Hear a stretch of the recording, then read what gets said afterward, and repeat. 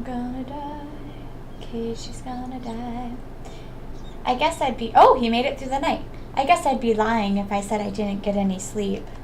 I tried to stay awake all night, but there were definitely gaps in my memory. I guess I kept nodding off and jerking awake in panic all night. I spent all night hugging the metal bat and sat on top of the futon I used to barricade my door. Waiting, watching, just in case someone tried to break in through my window. If I left this spot, someone would break through the door, sending the futon flying and attack me. But if I stopped watching the window, someone would break through the glass and attack me. I tried telling myself I was being paranoid, but I couldn't sleep. Why wouldn't you tell a detective to come now? The thought of being so vulnerable scared the living daylights out of me. If sleep meant taking that risk, I didn't need it. It was so much better just to stay awake. At some point during that endless cycle of nodding off and jolting awake, light began to shine outside. But that was it. It wasn't so much the morning, as it was just the sun simply had risen. I snuck a peek out through the curtains. Raina was gone. I couldn't see her anywhere, no matter how hard I looked. Finally, I could breathe a deep sigh of relief. The night was finally over. I'd be lying if I said I wasn't tired, but I didn't feel like sleeping at the moment. I still had time, but I needed to make my own breakfast, so I'd better get started soon. Skipping school was also an option. With my mom gone, it'd be easy to play hooky. Honestly, I debated it. The risk involved in leaving my house was incalculable. So, staying holed up in here was probably my safest option, but staying here wouldn't solve anything. Or she wouldn't help me without cold, hard evidence. Neither he nor my parents. So, unless I found some sort of proof, these relentless nights would never end. I stretched my body, tilted my head back, and closed my eyes just like I did every morning.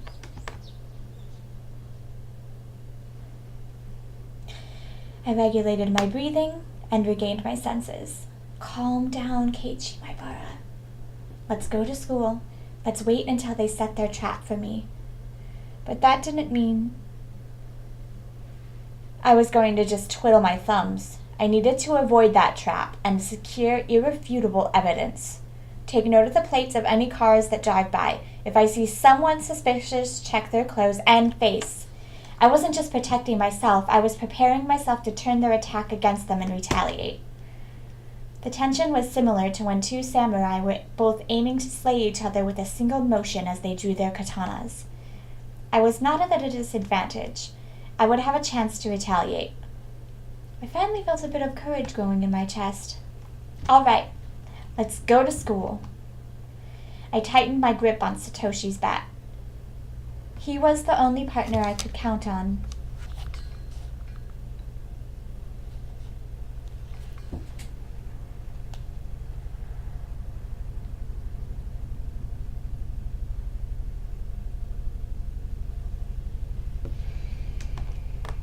Satoshi, please lend me your strength.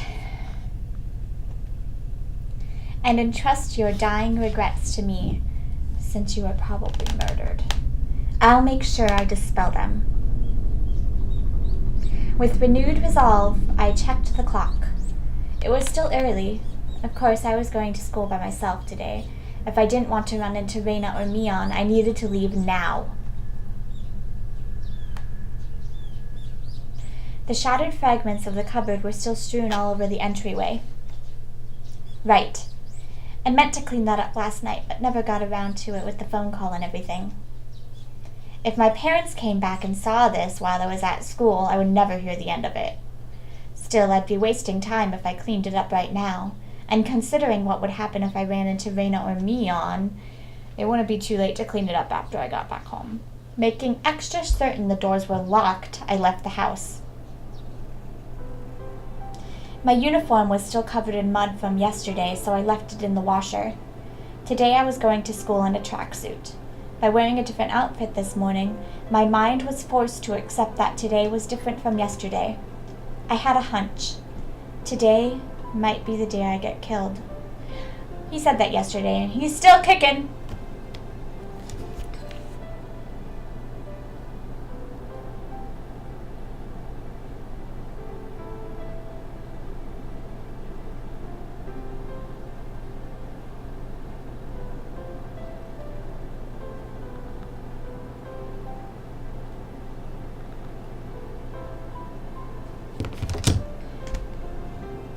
I have no idea how I'm supposed to read those kind of lines, by the way. Keep your guard up, Keiichi Maibara. The only one who gets to decide if today is my last is me.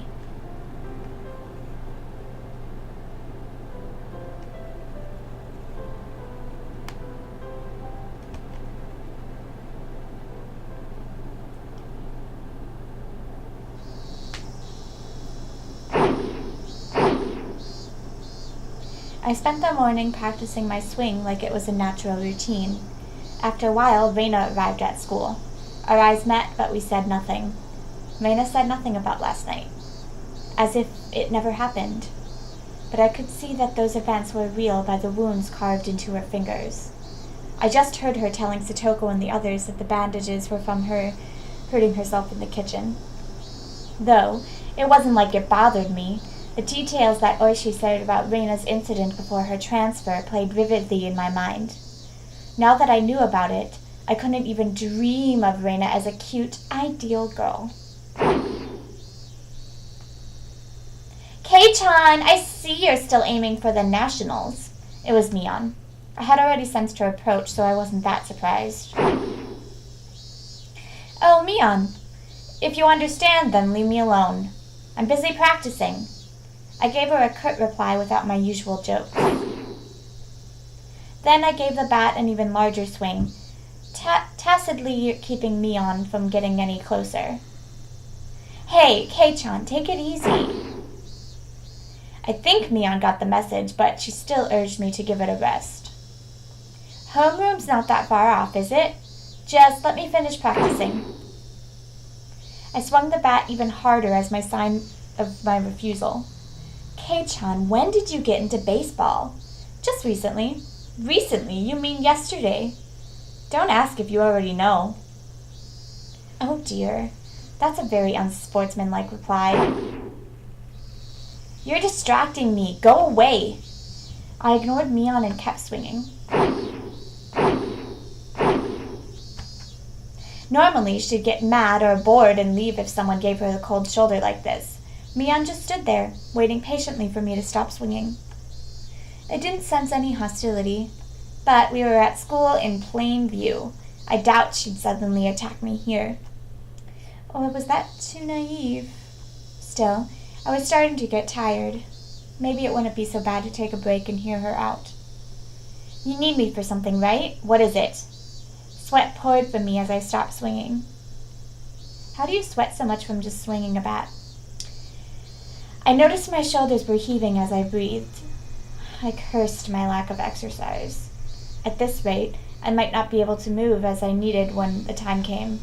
I should probably keep practicing my swings to build stamina in addition to the excuse for carrying the bat around with me. Well, it's nothing important. If you're tired, I can ask again later. No, it's fine. I'm only dealing with you right now because I judged the situation to be safe. Talking to you alone and away from others? Psh, that's out of the question. Well, Mion was uncharacteristically trying to choose her words, but unlike Oishi, it didn't look like she was going to talk about something I'd rather not hear. Mion was puzzled, trying to find the right thing to say, but then she gave a hearty laugh to break herself out of that mire. This old man's just no good at this stuff. Having a poor vocabulary hurts. What's this all of a sudden? If you have something to say, just say it. Stop it! Stop that swinging! She cut straight to the point. Her request was so frank I didn't understand it for a moment. I had already stopped swinging to listen to her, hadn't I? I just stopped, didn't I? That's not what I meant. I want today to be the last day you swing that bat. I'm sorry. It took me first some time to understand what she was asking for. What's wrong with swinging a bat? Why? It's none of your business, is it? I'm not bothering anyone, am I? You are. Mian said it flat out. That didn't make any sense, and that was really, really irritating. When did I bother anybody? Ugh! Mian was at a loss for words, but she finally made up her mind and spoke, though she stuttered as she said it. Because, Kei-chan, that's someone else's bat. You shouldn't borrow it without permission. It was left behind by a student who transferred, right? I'm just borrowing it until he comes back for it. Huh? Ugh! Yeah, he transferred. Mian grew uncharacteristically flustered. That made it all too clear that his transfer was a lie. But strange, isn't it? For the older brother to transfer by himself, while his little sister stayed behind. Mian couldn't hide her reaction as my words shook her up. You knew? Satoshi Hojo, Satoko's older brother, right? The one demoned away last year. Unable to respond to that, Mian fell silent. Reina asked the same thing. Why did you start swinging that bat? She told me Satoshi did the same thing, practicing his swings right before he went missing. So, is this some kind of omen for Oyashiro-sama's curse? Shh! Mian panicked and looked around. Please, Keitan, don't mention Oyashiro-sama so recklessly. I don't believe in him, but the others very much do. Reina especially. Dangerously so? Anyway, you're scaring everyone. If you're just fooling around, then stop it. You have to stop acting like Satoshi. I was the one who was scared. Who do I have to thank for taking up this bat in the first place? But it's still unsettling knowing my actions were overlapping with Satoshi's. It would be one thing if someone suggested it, but I thought I was making my own decisions. I'll say this now. I don't know anything about Satoshi. After all, you didn't tell me anything about him. We didn't mean to hide it. You were hiding the incidents that happen every year, weren't you? That's because we didn't want to, You didn't want to scare me? That's your reason for leaving me out? No, we didn't mean to. Mian, I asked you directly if something happened at the dam, didn't I? And you told me nothing happened. When someone was dismembered and murdered, you lied to me. I'm sorry. I didn't mean to lie to you. Friends don't hide things from each other, right? Isn't that right? Then you all aren't my friends. Kay, Mian looked helpless and flustered. Was I imagining the tears in her eyes? I never could have imagined Mian acting like this. Oh, by the way, those get-well mochi you brought me the other day? They were good. I thought I was going to bleed. Who did it? You or Reina? Me. She admitted it so easily. I couldn't help but be surprised at how easy that was. You could have killed me. How could you do that to a friend? But it was just a little prank. Mian gave me a wry smile mixed with confusion, causing even more anger to well up inside me. You think that was a prank? I grabbed Mian by the collar and lifted her up. That wasn't the same as putting Tabasco sauce on a piece of mochi. It was a needle, a sewing needle. If I had swallowed that and it lodged in my throat, what did she think would happen? Mian's face froze as her body rattled in fear. This wasn't the Mian Sonozaki I knew anymore. Anyways, you're not my friend. There's no reason for me to listen to someone who's not my friend. So just leave me alone for a while. Got it? Mian wasn't replying anymore. It won't be that easy to erase me, you know. The cops have been on to you from the start. So don't think you can make me disappear like you did Satoshi. I said it clearly. This was my declaration of war. I think you guys are suspects in the previous incidents too. I also know you've spent a lot of time with the cops ever since that anti-dam movement. Don't think you can hide it from me. Got it? How did you Mian stood there with a dumbstruck look on her face. That was when I heard the principal ringing the bell for school. It was time for morning homeroom. Let's go. The class representative needs to be there, right? At that moment, for the first time, I realized Mion was sobbing as tears ran down her cheeks. You're so mean, Kei-chan. You tried to kill me, you bitch. Who's mean? Me. I wanted to console her, but I shut my mouth. I had no need to feel guilty. I'm going. Don't be late for homeroom. I left Mion still shaking as I turned around to head for the entrance. I like Keiichi when he's acting like a man. Yeah, finally, don't let those women walk all over you. I had no idea how troubling it was to make a girl cry. Like, he's been such a little bitch this whole novel. Like, oh my god, they wouldn't do anything to me. But now he's finally, like, putting them in their place. I like it. It was a faint mutter as she was speaking to herself.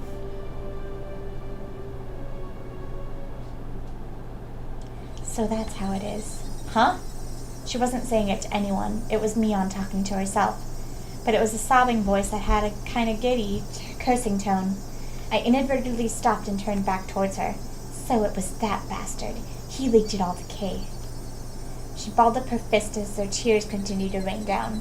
She glared at the spot on the ground. What a terrifying yet smiling face. Cursing. A chill ran down my spine from that demonic expression. This transformation, Mion's transformation, was different from Reina's. I should have killed him back then. He forgot the mercy I showed him just because he was going to retire this year. Retiring this year? Was she talking about Oishi-san? Damn it! Damn it! I'm not going to kill that damn old man. Urgh! It felt like the air itself had begun distorting. With Mion in the center, the world had begun to twist and spiral, bending, whirling. This was the first time I'd experienced such a visage. Rise! Attention! Mion made up an excuse for her red eyes by saying there was something wrong with her contacts. After that, neither Reina nor Mion spoke to me for the rest of the day. Neither Satoko nor Rika looked me in the eye. Strangely, I didn't feel hurt. Everything had just went back to the way it was. The month since I transferred in here had been almost too much fun. That was all. School was supposed to be something like this to begin with. I should have disliked that feeling, but today it felt oddly refreshing.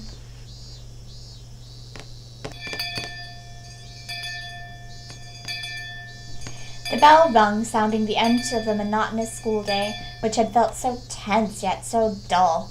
Since it would cause a lot of unpleasant memories if they asked me to join in the club activities, I promptly started preparing to go home without even looking at them. I stuffed the contents of my desk into my bag, wrapped my hand around Satoshi's now familiar bat, and began heading towards the entrance. I was assailed by both the exhausting relief that nothing had happened today and the tiring possibility of same thing repeating tomorrow. But deep down inside of me, far beneath in the recesses of my heart, achingly I knew this would be the last day of this cycle. You know, you probably, if you stayed here, this would just be your whole life. So I would probably move now. I couldn't tell how the ending would be, whether it would end as I wished it to end, or if it would end as I hoped it wouldn't. Regardless, in my current state, there was something more important than how things would end. There was something I wanted to know. Why did I have to be killed? How did it come to this? Why? For what purpose? The sunlight was relentless. The sun, the heat, even the air. They wouldn't give me my answers. Or could it be that the cries of the Higurashi were desperately trying to tell me something? Somewhere, mixed in with their shrieks, Tomitaki and Satoshi were also probably trying to tell me something. I simply hadn't been able to realize it yet. When I do realize it, I wonder if it will be amongst the Higurashi fruitlessly crying to the next victim. Glancing down at my feet, I saw a Higurashi on its back, spasming weakly. Wee, wee, wee. There was still much of the summer yet left, yet this one was already chirping its last song. I couldn't tell what it was saying, no matter how hard I listened. But I had to try. I had to try to listen to what it was desperately trying to tell me. At that moment, the shrills of the higurashi ceased all at once, as if they had huddled together, fearing that the person who brought them to their dreadful fate had arrived. There was no mistaking it. A presence was approaching. The sound of footsteps was almost non-existent. If the higurashi hadn't warned me by ending their chirping, I wouldn't have noticed. My exhaustion left me in a heartbeat. In its place was a rush of adrenaline that sharpened all of my senses. I was just barely able to hold back that creeping, suffocating feeling of horror. It wasn't something I could hold back for long, but in this moment, when I needed to be razor sharp, I was able to retain my composure. I wasn't going to shout like I did yesterday. I hid myself calmly amongst the trees, waiting for my pursuer's shadow. Could I get them to pass by me? No. Since I was able to hear their footsteps, they were probably also able to hear mine. They might have already been able to tell that I'd been hidden myself and was holding my breath.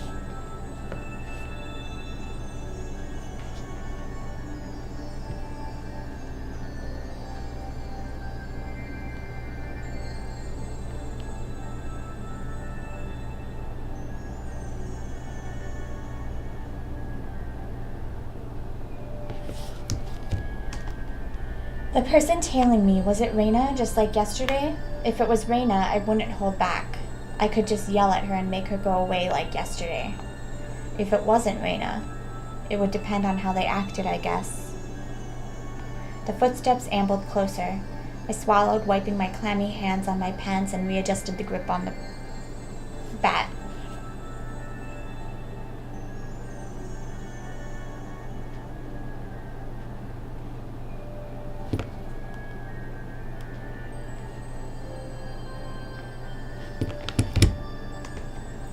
I could tell that the fear I had beaten back once was now waiting for another opening to come at me. Who could it be? I peeked out from behind the tree at the person following me. My imagination, oh my god, stalker, hadn't led me astray. It was Reina.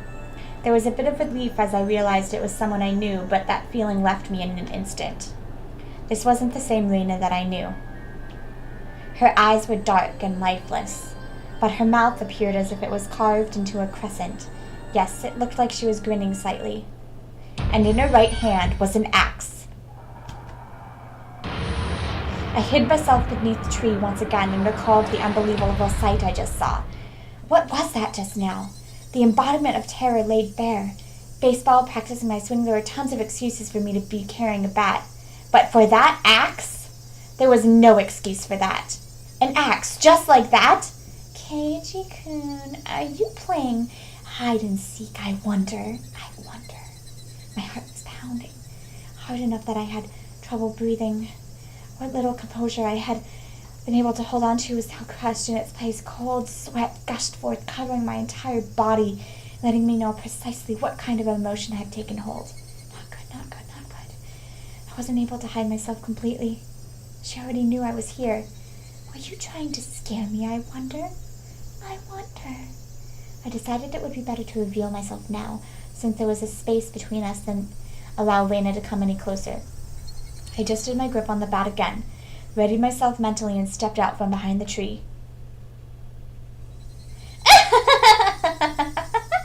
I found you, Keiichi! Reina was pleased that she found me, eliciting a mysterious giggle. Her mouth was smiling, but her eyes told me she was displeased by the fact that I had been hiding. Those eyes, they were just so empty. My legs began to quiver. Ugh, not good. In the pit of my stomach, some sort of vicious, hot and cold substance began spreading around. If I allowed it, that substance would slip into my bloodstream and undoubtedly freeze all the organs in my body. Not good, not good. I'll be devoured by Reina at this rate. Strike back! Don't lose! What is it? I blustered, hiding behind my bravado. But Reina didn't flinch one bit. Just the same as Keiichi. I'm heading home. And what about that axe? Then what about that bat you're holding? I'm practicing my swing. Then I'm treasure hunting. Reina gave me a flippant explanation as to why she had such a fearsome weapon. Treasure hunting? At the treasure mountain near the dam site, I found a new cute thing. So I needed this to dig it out. How could I believe that? You wouldn't believe it, would you? Reina's laugh was obviously very strange. I'd seen Reina's transformation many times before, but the one today was completely different. Like her mischievous tone and the shrewd glint in her eyes, it wasn't something that roundabout. I'm not sure what to say, it was just so obvious. Wait, Keiichi.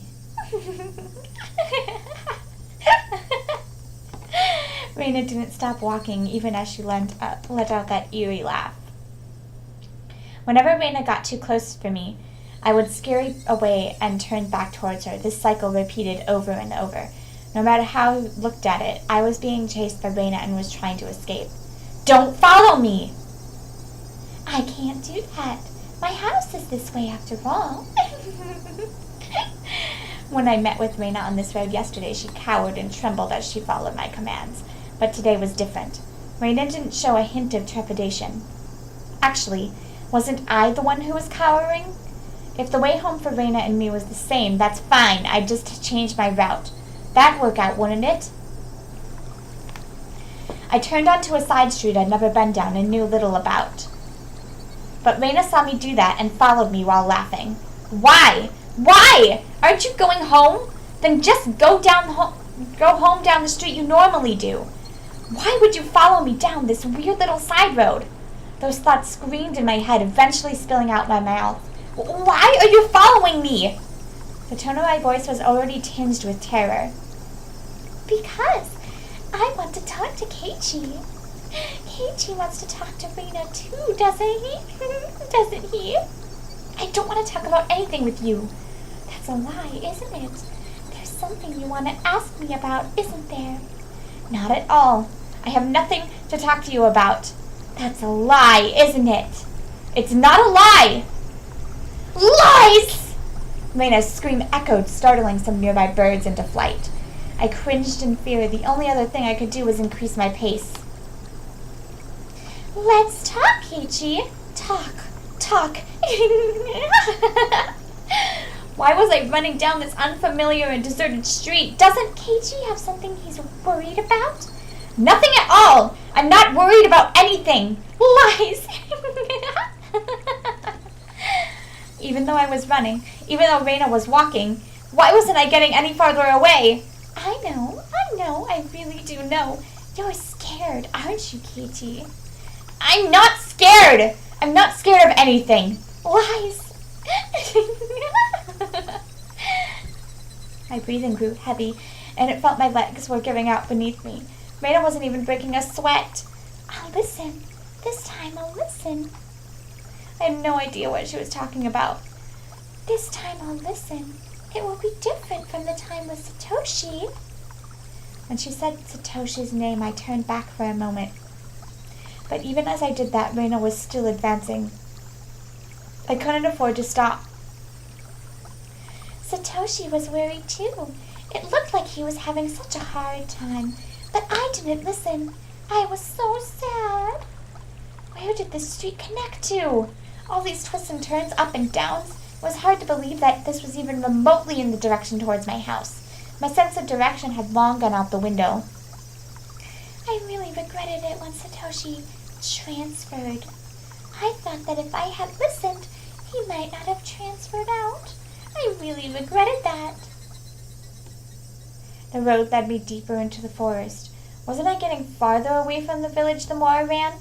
I lost the more and more of my composure the more I thought about it, but despite this realization, my inner self was disturbingly calm. So you see, I vowed. I vowed that if there was ever someone struggling like Satoshi, I'd save them. I don't want anyone to transfer out again.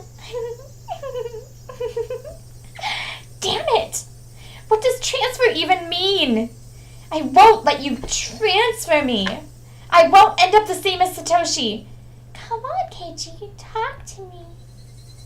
I'll be able to understand you, Keiichi. I'm your ally. I started wheezing, out of breath. My lungs were so hot that they felt like they were going to explode, and my heart was beating as hard as it possibly could. I should have practiced running instead of my swing. I couldn't even afford to scoff at that stupid thought. If Keiichi doesn't have anything to worry about, he'll go back to normal. Everyone will back to being friends, and we can enjoy club activities again. Next time we'll team up and beat Mi-chan. Yeah, how much fun would that be? Reina couldn't even imagine how much I wished I could turn back to the clock in these past few days. You could be nice to me again, too. I want to go searching for treasure again. This time, I'll prepare a nice lunch. Actually, we could go right now. Let's go up to the dam site together. I'll show you the cute thing I just found. I'm sure you'll like it, too.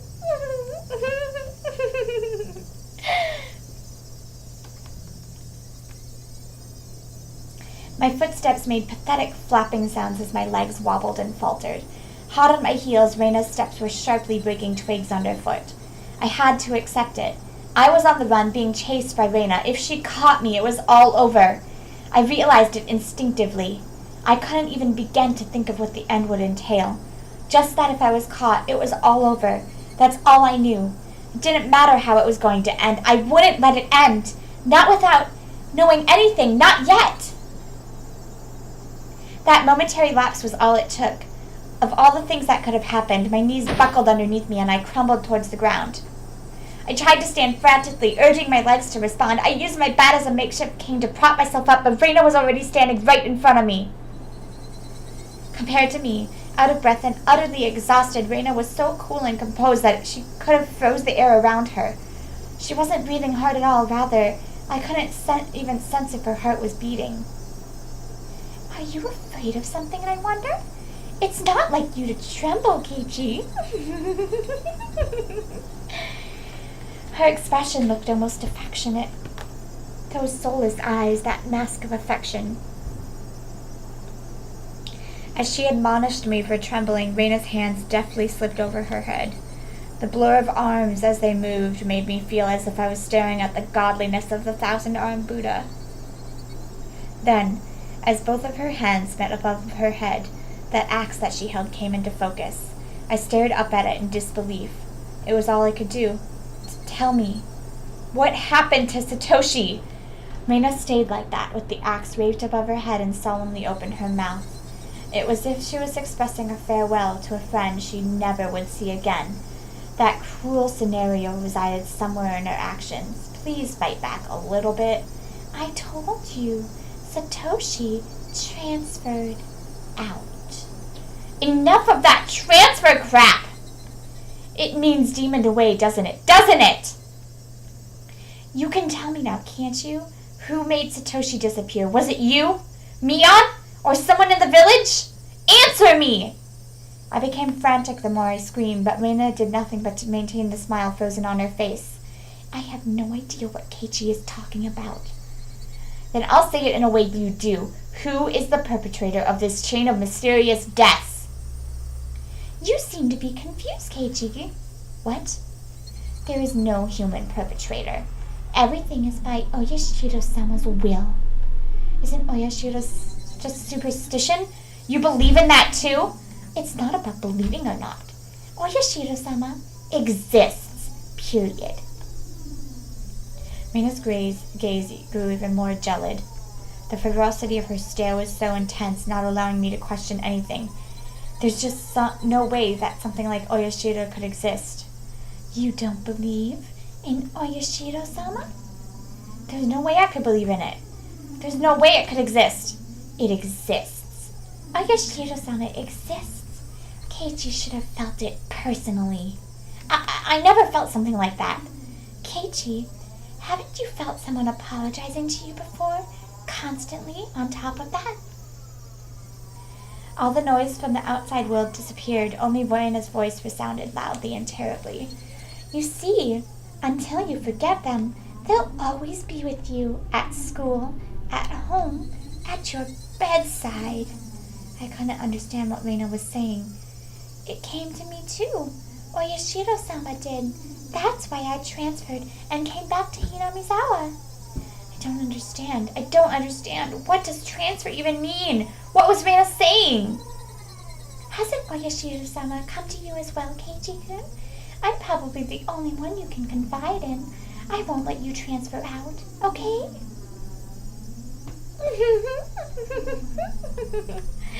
Reina's demented laughter clanged around inside my head. Was Reina saying Oyashiro came to her as well? That's right. Last night I had heard about that when I asked about Reina.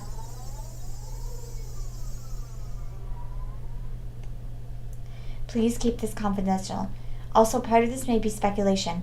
Not all of it may be true. Are you still interested? Neither the victims or the school filed a complaint, so there's no preliminary report. Basically, the police hadn't intervened in this matter, so all of these details are just what I heard from those involved, meaning it's not all that credible. You said there were victims. Didn't Reina just break all the windows? No. Reina Ryugu had attacked 3 boys using a metal bat. 2 of them made it out with only bruises, but the others had been injured so badly that one of his eyes was permanently damaged. Wouldn't that be considered assault? Shouldn't the police have arrested her? For whatever reason, the victim never pressed charges. There was no report to the police, so they were beaten with a bat and suffered significant injuries. Normally, there would be a criminal investigation, but why didn't they press charges? I tried asking the 3 male victims for their side of the story, but they were all reluctant. It's hard to say, but they were all afraid, even after she transferred schools. Oishi-san, could you summarize it starting from the beginning?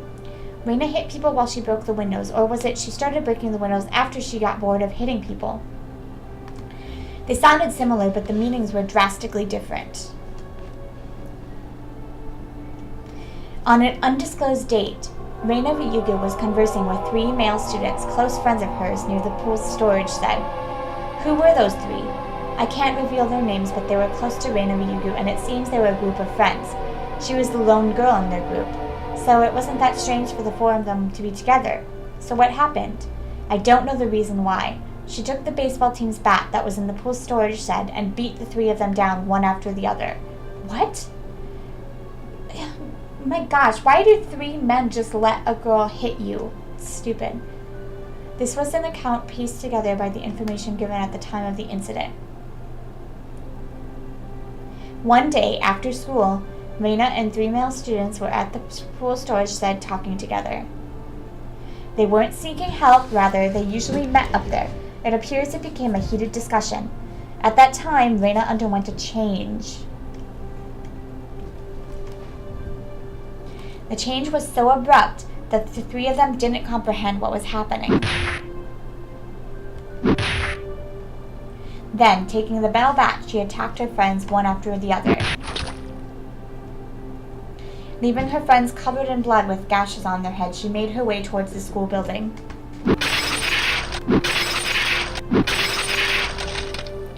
Then she broke the glass windows one after the other. A few minutes later, a teacher appeared on scene and subdued her. What was this change Reina underwent? What matches up in the statements from the 3 was a sudden change. The point that there was a transformation. I also could recall Reina's transformation. I'd seen that change many times before. It was so different from the usual Reina that I couldn't help but believe it was someone else who looked like Reina. That transformation that I'm talking about, had it happened before? No, there was nothing like that. As far as I could find out in her medical history and past, there was nothing like that.